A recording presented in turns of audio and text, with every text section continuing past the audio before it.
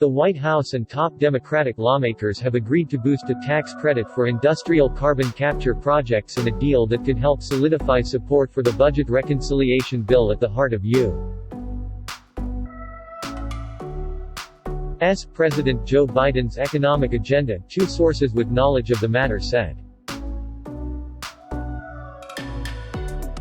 The agreement worked out by White House officials and lawmakers, including Senators Ron Wyden and Sheldon Whitehouse and some of their counterparts in the House, would raise the so-called 45Q tax credit for carbon capture projects in heavy industry, such as cement and steel plants, to $85 per metric ton.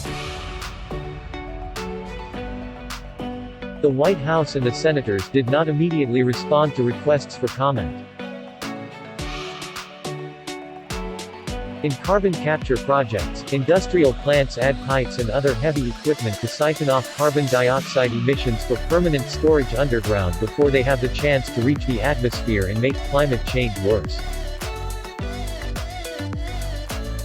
But carbon capture is expensive to build and certify, and many projects, such as Petronova in Texas, have stopped operations in recent years. The deal would also waive capture rate requirements that say that plants must sock away a high percentage of carbon to be eligible. That could allow far more plants to begin to get some credit for investing in initial carbon credit units. U.S. Representative Sherry Bustos, a Democrat who has sponsored carbon capture legislation, said the deal was welcome news. Raising the credit would drastically increase our carbon capture capacity by 2035 and create tens of thousands of new jobs, including at ethanol and manufacturing plants in rural states, Bustos said in a statement. Current 45Q tax credits allow polluting plants to claim $50 per ton of carbon dioxide they sequester and $35 a ton for projects where carbon is captured and then used to push more crude oil from aging oil fields.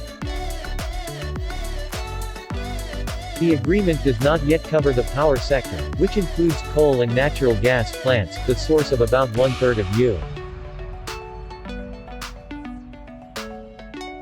carbon dioxide emissions. Senator Joe Manchin, a Democrat from large coal-producing state West Virginia, has pushed Senate Majority Leader Chuck Schumer to allow coal and natural gas burning power plants to get incentives for carbon capture in the reconciliation bill. Discussions are progressing on boosting the carbon capture credit for power plants that could get Manchin on board, the sources said. Manchin's vote is key for passage of the reconciliation bill in the Senate, which is divided 50-50. He has said that the original $3.5 trillion bill is far too costly. Manchin's office did not immediately respond to a request for comment.